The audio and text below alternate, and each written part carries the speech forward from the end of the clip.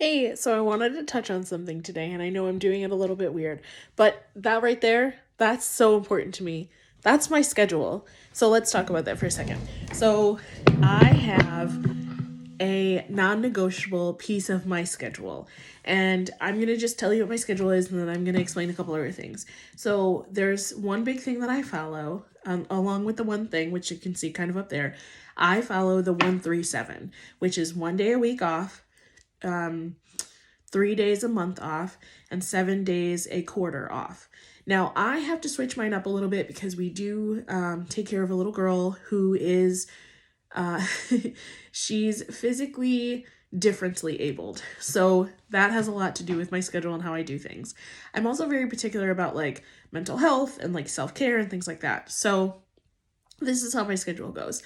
So I wake up decently early and I do me first.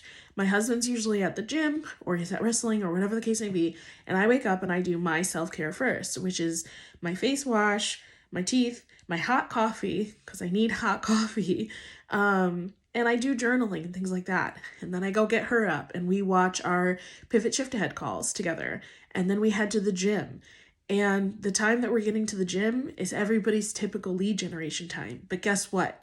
Our gym has a place that's like a kiddie gym, and they're allowed to go in there anywhere between 8 o'clock in the morning and 12 o'clock in the afternoon.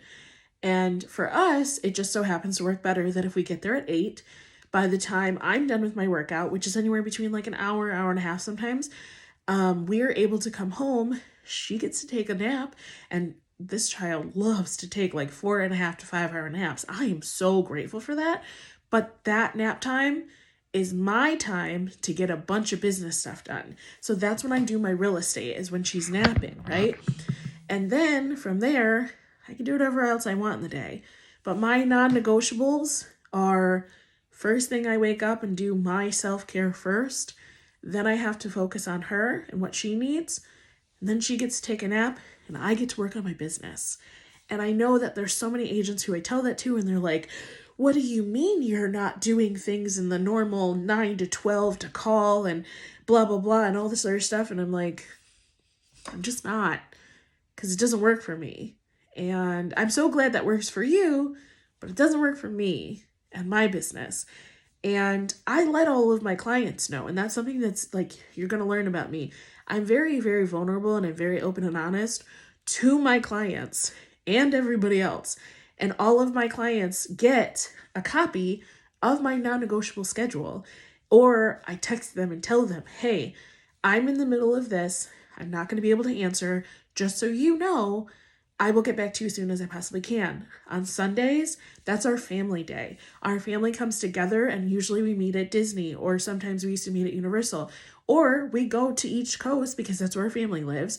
And I want that quality time with our family, so I am focused.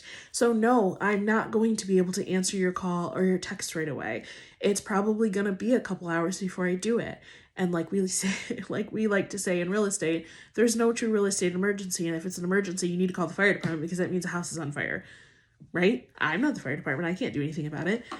So I just wanted to encourage newer agents, especially elder agents, if you want to hear me, anybody, make sure that you know your non-negotiable schedule.